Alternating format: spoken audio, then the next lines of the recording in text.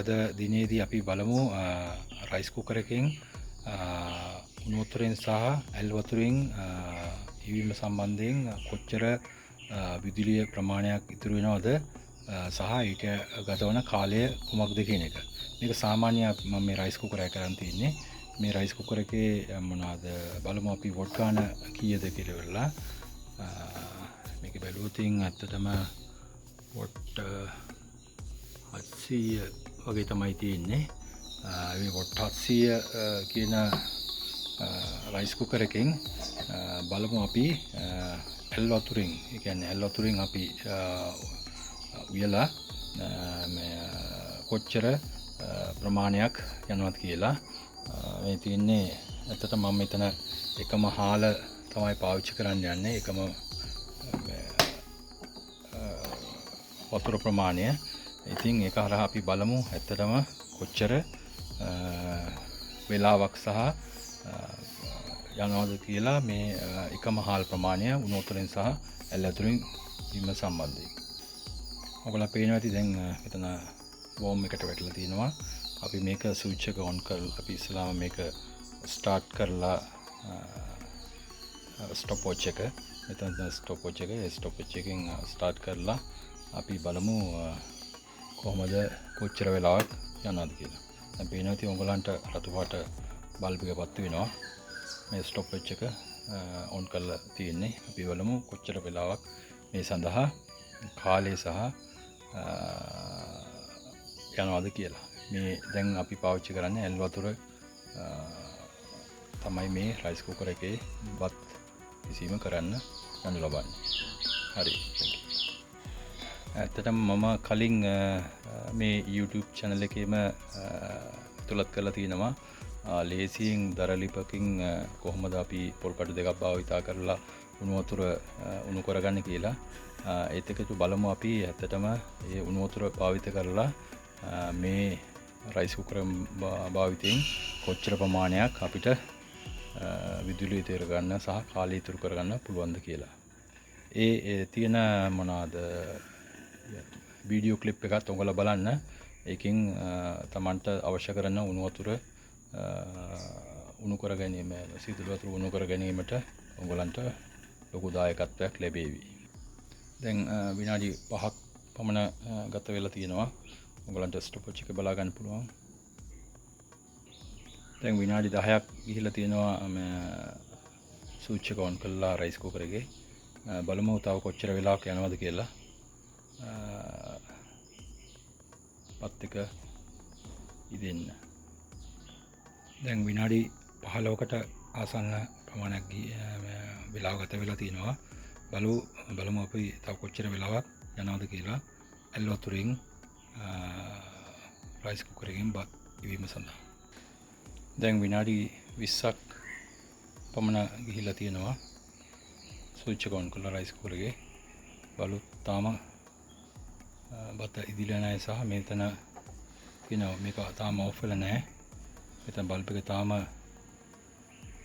රතු පාට වෙලා තියෙන්නේ. තාම කියන්නේ වෝම් මෝඩ් එක බල්බ් එකෙන් තාම පත් වෙලා නැහැ.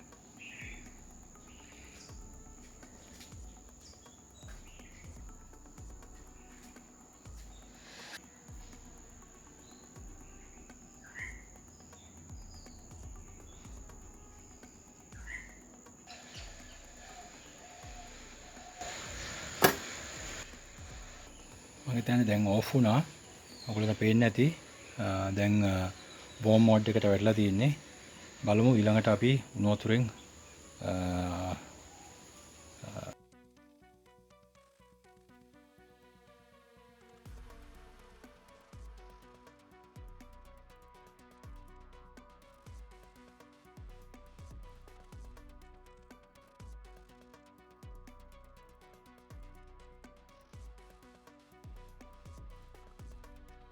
වතුරෙන් අපි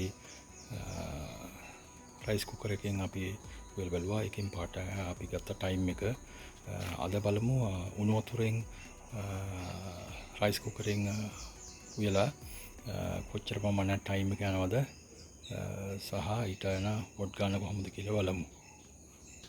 අපි කලින් ගත්ත රයිස් කුකර් එකයි ගත්තේ. ඒ සහල්මයි කීරිසම්බා කියන හාල් වර්ගය තමයි ගත්තේ. ඉතින් අනිත් ඒවා ඔක්කොම අයිඩෙන්ටිකල් උණු වතුර විතරයි දාලා මේක වෙනස් කරන්නේ. බලමු අපි කොහොමද කොච්චර ප්‍රමාණයක් වෙලා යනවද සහ මුත් ගාන වෙනම කැල්කියුලේට් කරලා බලමු.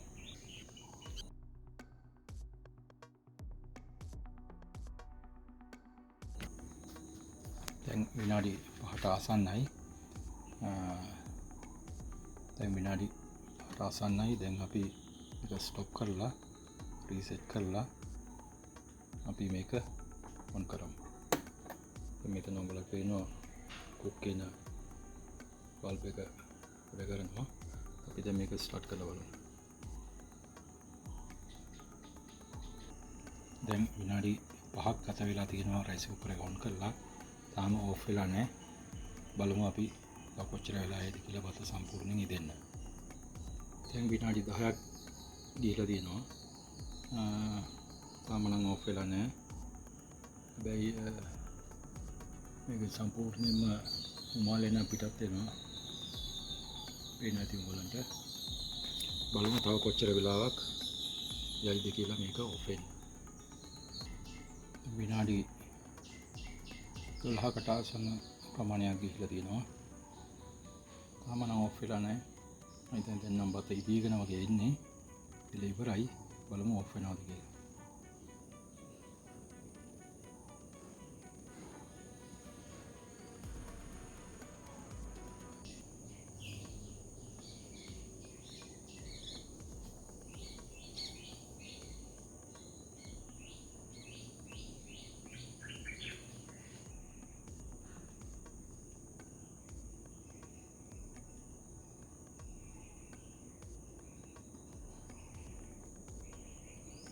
විනාඩි 15ට ආසන්නයි.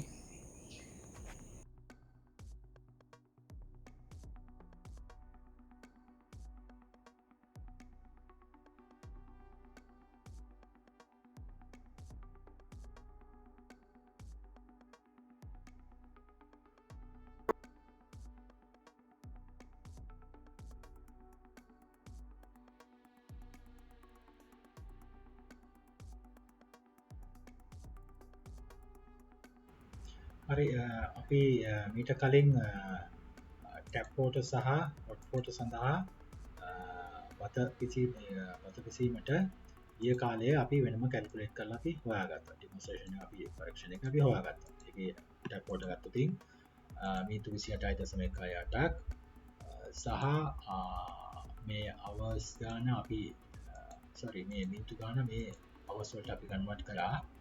අපි පාවිච්චි කරපු රයිස් කුකර් එක වොට් ගාන 700යි. ඊට පස්සේ අපි ඒක කිලෝවොට් වලට කන්වර්ට් කරන්න උන්ට 1000 බෙදුවා.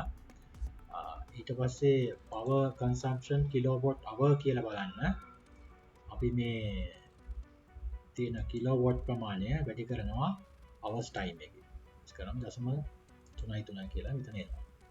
ඊට පස්සේ අපි දවසකට තව 3 වේලක් වෙන එනවා කියලා අපි assumption කරොත් ඒක අපි මේ ප්‍රමාණය අපි 3ෙන් වැඩි කරනවා. මේ ප්‍රමාණය එනවා.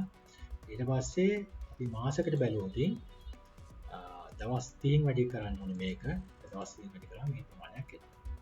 එතකොට මේ තියෙන ඇත්තට මේ රෝ එක තියෙන ඇත්තටම මාසයකට කොච්චර ප්‍රමාණයක් යනවද ටැප් වෝටර් පාවිච්චි කරලා යන යුනිට්ස් ප්‍රමාණය. යුනිට් ප්‍රමාණය මතක තියාගන්න. එතකොට ඊළඟට හොට් වෝටර් පාවිච්චි කරොත් ඒකට ගියා අපි මිනිත්තු 10.5ක් ටයිම් එක 0.29ක් 700යි රයිස් කුකර් එක පාවිච්චි කරේ ඒක කන්වර්ට් කරලා කිලෝවොට් කරන්න. ඊට පස්සේ පවර් කන්සම්ප්ෂන් එක බලන්න අපි කිලෝවොට් ගාන අවර්ස් වලින් වැඩි කරා. එතකොට මේ ගාන එනවා. එතකොට අපි දවසකට 3 වේලක් වෙනවා නම් ඒක වැඩි කරාම 3ෙන් වැඩි කරලා නේද මෙතන තියෙනවා. ඊට පස්සේ මාසෙකට මෙච්චරයි කියලා බලනවා. ඊට පස්සේ අපි බලමු monthly saving එක යුනිට් වලින් යුනිට් 11ක් ඉතුරු වෙනවා. එහෙනම් අපිට මේක ලොකු ප්‍රමාණයකින් යුනිට් ප්‍රමාණයකින් අඩු කරගන්න පුළුවන් අපිට හොට් වෝටර් පාවිච්චි කරන්න පුළුවන්. ඉතින් යුනිට් 11ක් කියන්නේ විශාල සංඛ්‍යාවක්. ඉතින් මේ මාසට යන ප්‍රමාණය ඊට පස්සේ අපි හොයාගෙන තියෙනවා මේ සෝස් එක වෙබ්සයිට් එකේ සීබීසා ලෙකෝ පාරිභෝගිකයන් කොච්චර සංඛ්‍යාවක් ඉන්නවද කියලා 6.5 මිලියන් ගණනක් ඉන්නවා. අපි නිකන් assumption එකක් කරොත් අපි 50% මේ ක්‍රමවේදය අපි පාවිච්චි කරන්න කියලා කිව්වොත් ඒකට පාවිච්චි කරොත් නෝතර පාවිච්චි කරොත් ඇත්තටම මෙන්න මේ ප්‍රමාණයක් අපිට කැල්කියුලේට් කරන්න මේකෙන් 50%ක් අපි ගත්තේ. ඉතින් ඒ ප්‍රමාණය අරගෙන අපි බලමු යුනිට් ගන්න කොච්චරක් වෙනවද කියලා. කියන්නේ මේ ප්‍රමාණය මම වැඩි කරනවා හරිද ලයිට් තියෙන මාසෙට යන ප්‍රමාණය වැඩි කරනවා මෙතන තියෙන 50% වුණ පාරිභෝගික ප්‍රමාණය. එතකොට එනවා මේ ප්‍රමාණය. පැහැදිලිද? ඒක ඇවිල්ලා කිලෝවොට් hour කියන ප්‍රමාණය තියෙනවා. ඒ කියන්නේ ඇත්තට මේ කිලෝවොට් hour කියන්නේ මේක ඇත්තම යුනිට් ගන්න සමාන වෙනවා. මෙගාවොට් ගත්තොත් මෙච්චර ප්‍රමාණය. ගිගාවොට් ගත්තොත් සාමාන්‍ය මේ ප්‍රමාණයක් වෙනවා. ඉතින් ඇත්තටම මේක සෑහෙන ලොකු ප්‍රමාණයක්. හරිද? ඒ කියන්නේ 50%ක් අපි මේ කට්ටිය කන්වින්ස් කරගන්න පුළුවන් නම් අපි උනෝතරෙන් උයන්න කියලා අපිට මෙන්න මේ තරම් ප්‍රමාණයක් ගිගාවොට් ප්‍රමාණයක් ඉතුරු වෙනවා. අපි නිකන් හිතුවොත් යුනිට් එකක් රුපියල් 30ක් කියලා එවරේජ් කරලා බැලුවොත් මෙන්න මේ ගාන වැඩි කරනවා 30න් හරිද 30න් වැඩි කරලා